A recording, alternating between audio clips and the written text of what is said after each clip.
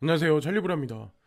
제가 아직 목 상태가 그리고 컨디션이 100% 아직까지 회복이 안 된 상황이라서 텐션을 막 높이려고 해도 텐션이 안 올라가요. 어쨌건 어저께까지는 기침을 엄청나게 많이 했는데 갑자기 기침은 사라졌어요. 그래서 회복되고 있는 상황이니까 여러분들도 반복해서 말씀드리지만 코로나 독감 이런 거 절대적으로 이제 조심들 하시고, 특히 연세 많이 드신 분들은 동절기가 끝날 무렵까지는 웬만하면 바깥 출입을 많이 안 하시는 게 좋지 않을까라는 이제 생각을 합니다. 그리고 저희 이제 오전 새벽에 한 몇 시간 코인 뉴스 간밤에 나온 거, 하루 동안 나온 거 이런 거를 많이 보고, 그 위에 오후가 되면 잘 안 보거든요. 저는 짜잘짜잘한 뉴스들은 잘 안 봐요 원래.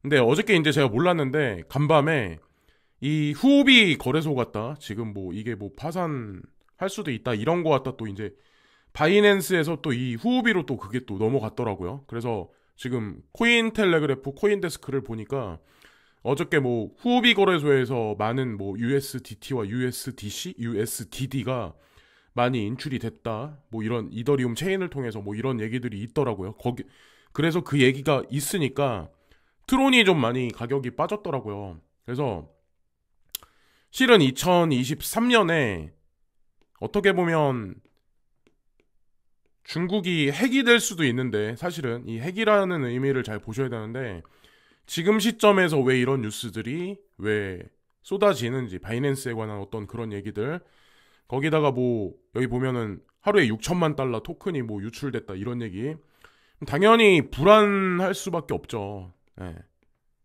불안할 수밖에 없죠. 이 후오비 거래소를 사용하지 않더라도 이것도 파산 연달아 또 파산돼가지고 이것도 불확실성이 막 증대되는 거 아니야? 예. 그렇게 지금 트렌드를 무드를 지금 그렇게 만들어 놓고 있는 현재 상황이고, 그리고 또 하나 CME 그룹 세 가지 메타버스 뭐 기준금리 출시, 그래서 엑스 인피니티 대표적인 이제 메타버스 관련한 코인들, 저는 엑스 인피니티도 괜찮다고 생각하지만 개인적으로는 이 디센트럴 랜드, 옛날에도 그랬고 마나코인을 괜찮다고 생각을 해요. 뭐 칠리지도 그렇지만 세 개 인덱스를 넣었다. 그러니까 여러분들 조사를 해보시면 아시겠지만 CME 그룹에는 아마 이 메타버스 인덱스 말고 다른 인덱스들도 아마 있는 게 있을 거예요. 그걸 한번 조사를 한번 해보시면은 아실 거예요. 왜 인덱스를 지금 현재 만들어 놓고 있는지, 왜 그리고 추가적으로 계속 인덱스를 추가를 하는지, 과연 이 사람들이 진짜 원하는 게 과연 무엇인지. 이게 그냥 단편적으로 보면 인덱스를 왜 만들었을까, ETF하고도 분명히 관련이 있고 주식시장하고도 분명히 관련이 있거든요. 그래서 서서히 거버넌스 만들어 가는데, 우리 개인들은 사사로운 뉴스가 하나하나 나오면 거기에 불안감을 떨칠 수가 없다는 거죠. 거기다가 이제 저한테 이제 뭐 DCG 뭐 어떠냐 뭐 이런 거에 관해서 얘기해달라고. 근데 여러분들이 투자하고 계시는 코인하고 DCG 그룹하고 사실 그렇게 밀접하게 관련 없어요. 음. 여기 아니더라도 그 코인들은 자기 갈 길 가고 그럴 거라고 이제 전 생각을 하는데, 이 와중에 사람들이 불안해 하고 있는 이 와중에 모건 스탠리라고 하는 그런 금융 회사가 있는데, 여기서 이제 비트코인에 투자를 하게 돼요. 근데 GBTC를 매집을 해요. 근데 한번 생각을 한번 해보자고요. 왜 하필 이 시점에서 GBTC냐? 응? 가뜩이나 그레스켈 자산운용사 뭐 파산이 어쩌느니 뭐 이런 얘기들이 운운하고 있는 현재 와중 중에 왜 모건 스탠리라고 하는 거대 자산운용사가 왜 GBTC를 매집을 했냐? 그것도 작은 금액도 아니고 6.5 트릴리온 달러를 운영하는 모건 스탠리란 이 회사인데, 거기다가 3.6 밀리언만큼 GBTC를 매집을 했다. 이거는 그냥 예전부터 갖고 있던 게 아니라 요 근래 이제 매집을 했다는 게 뉴스에 나온 거예요. 왜 하필 지금 시점에서 이 뉴스가 나왔을까? 사람들 불안 심리 극도로 자극해놓고 살짝 또 이런 뉴스 던져주면 안도를 하죠. 또 안도를 하죠. 또 내일 되면 또 그레스킬 자산운용사 제네시스 트레이딩 어쩌고저쩌고 얘기 나오면 사람들은 안도했다가 또 밑으로 싹 심리 자체가 가라앉는다고요. 이러다가 저러다가 중심을 못 잡는 사람들은 결국엔 여기서 이탈할 수밖에 없어요. 그러니까 한마디로 뭐 이게 우리가 이제 살아가는데 직장과 직업의 개념이 있잖아요. 직장과 직업 개념이 있잖아요. 근데 직업도 마찬가지예요. 한 분야에서 되게 오랫동안 장인 정신 마인드로 해가지고 어느 정도 수준까지 올라간 사람들은 그래도 웬만큼 이렇게 경기가 안 좋아도 본인이 알아서 하거든요. 직장도 마찬가지잖아. 직장도 어디 들어가서 마음에 안 든다 그래서 이리저리 그냥 왔다리 갔다리 하시는 분들이 있어요. 그러니까 결국 말로가 안 좋다는 거죠. 근데 이 투자도 저는 마찬가지라고 저는 생각을 하거든요. 일관된 어떤 자기만의 신념이 있어야 되는데 철저한 분석이 바탕이 되면 절대로 이러진 않죠. 처음에 선택부터 해가지고 직업이든 직장이든 투자가 됐건 뭐가 됐건. 모건 스탠리에 관해서 이제 한마디 곁들여서 이제 말씀을 드려보면 세계에서 가장 큰 뭐 투자 은행은 아닌데 사실 여기 좀 약간 과장되게 얘기한 것 같고 블랙록이죠 사실은. 네.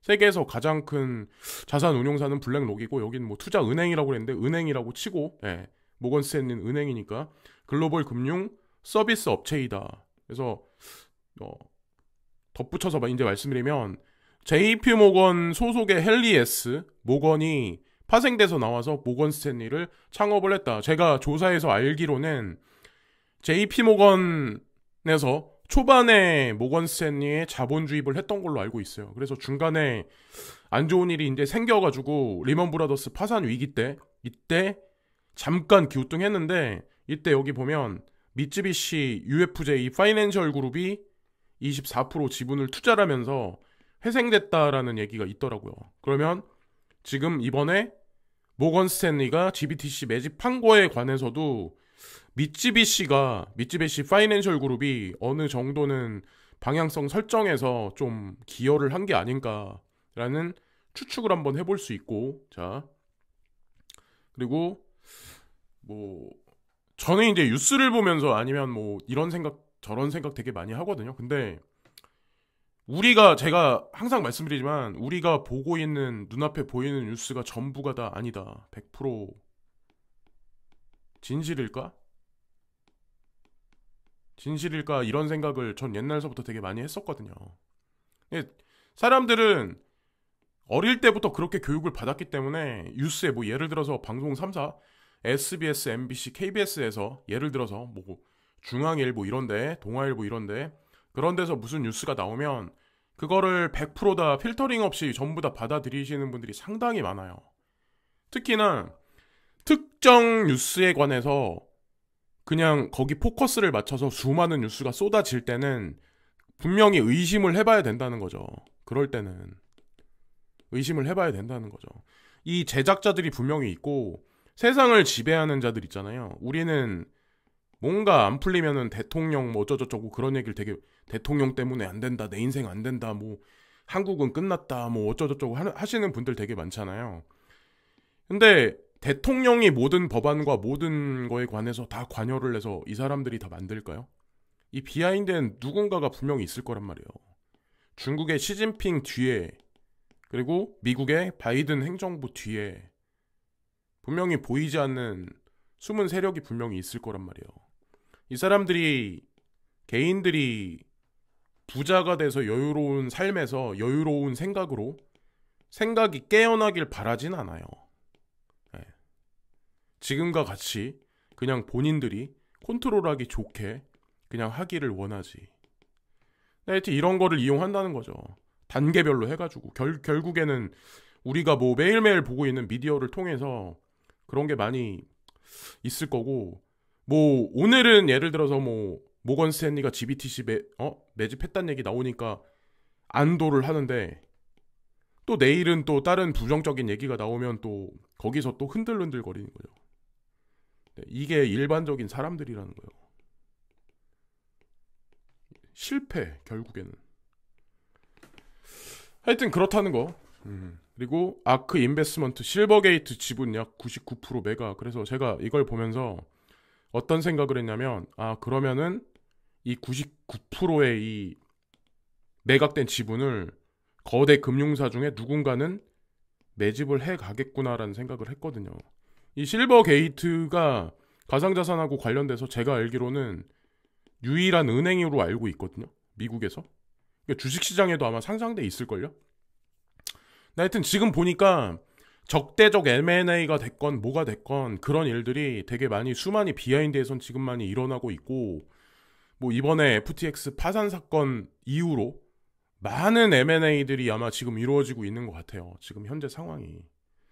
그런 걸 이제 느끼게 됐고, 또 하나는 뭐 고용지표, 뭐 고용지표 뭐 이런 거에 관해서 저는 뭐 요즘에 관심 많이 안 두려고 하는데 일단 나왔으니까 실업률 3.72 예측치였는데 3.5로 감소했다. 근데 여기 고용을 보면은 당연히 고용률은 올라갔겠죠. 18만인데 22만으로 비농업 부문 고용 변화가 늘어났다. 그러니까 고용률은 좋아진다. 그럼 연준에서 경기 좋다라고 이렇게 볼 수가 있죠. 그러면 금리 인상해야 돼.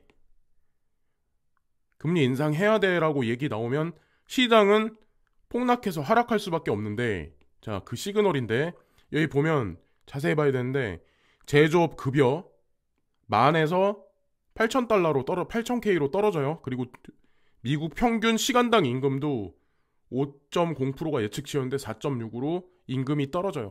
경기 침체 불확실성이 증대돼서 그것 때문에 이게 떨어졌다라고 얘기가 있더라고요. 그래서 여기에 포커스가 맞춰져서 지금 단기적인 미온적인 뭐 금융시장에 뭐 제가 보니까 S&P 500 지수, 다우존스 이런 것들은 상승이 있었던 것 같아요. 근데 다만 이제 중요한 건 뭐냐면 풀타임 워커 마이너스 1, 그러니까 뭐 그 고용 중에, 그리고 파트타임 잡들은 67만 9천. 네. 그러니까 정규직 고용은 오히려 마이너스 1로 감소하는데, 그러니까 직업의 질이 상당히 안 좋아지는 거죠. 지금 고용의 질 자체가. 파트타이머가 많이 늘어난다는 자체가 지금 좋아진다라고는 절대로 볼 수 없는 현재의 상황인 거죠. 근데 이게 미국만에 국한된 얘기는 분명히 아닐 거라는 거죠. 이게 3차 산업에서 4차 산업으로 넘어가는 패러다임의 중간 과정 중에 하나라고 이제 전 개인적으로 생각을 하거든요. 지금 연준에서 금리를 올리니까 경기가 안 좋아졌다라고 보기보다는 오히려 3차 산업에서 4차 산업으로 넘어가면서 중간에 혼란기가 지금 현재 있는 게 아닐까. 그래서 아마 향후에도 마찬가지로 지금 현재 경기 안 좋다 이런 패러다임 있잖아요. 주식시장이 올라가는 거랑 이제 뭐 그거랑 다른 요소인데, 많은 사람들은 앞으로도 일자리를 되게 많이 잃지 않을까라는 생각을 해요. 그것도 이제 시작일 뿐이고, 그건 뭐 코인 상승과는 별개의 문제니까 제가 제 느낌만 그냥 말씀드린 거고, 인도에 관해서 한 가지 이제 말씀드리려고 하는데, 세계 3위 일본 자동차의 굴욕, 사상 처음 인도에 밀렸다. 자, 여기 보면은 중국의 2위 내준 지 16년 만에 4위 자리로. 자, 그래서 인구가 감소해서 생산 차질을 빌어서 1977년 수준으로 위축됐다. 지금 일본 차 시장은 처음에 인도 3위를 내줬다. 인도가 그만큼 지금 치고 올라오고 있다는 얘기예요. 인도 경제 자체가.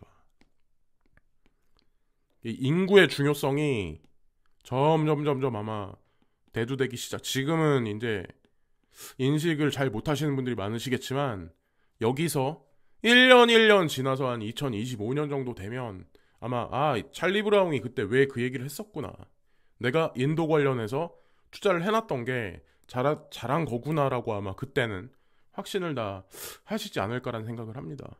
그리고 요즘에 보면은 테슬라, 앨런 머스크, 트위터 관련해서 안 좋은 뉴스들이 되게 많이 나와요. 사용자 2억 명, 뭐 이메일 주소 유출, 상당히 안 좋은 악재 뉴스죠.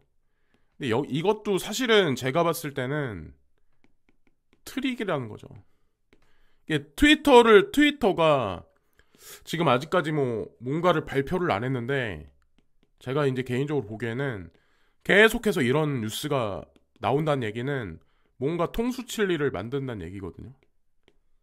도지하고도 분명히 관련이 있을 거고, 그러지 않을까 이제 개인적으로 생각을 합니다. 자, 그래서 오늘 여기까지 이제 말씀드리고, 오늘은 뭐 모건스탠에서 GBTC를 매집을 했으니까 막 이렇게 그러시고, 또 내일 가서 또 DCG 관련해서 베리실버트 관련해서 안 좋은 얘기 나오면 이러시진 말자라는 거죠.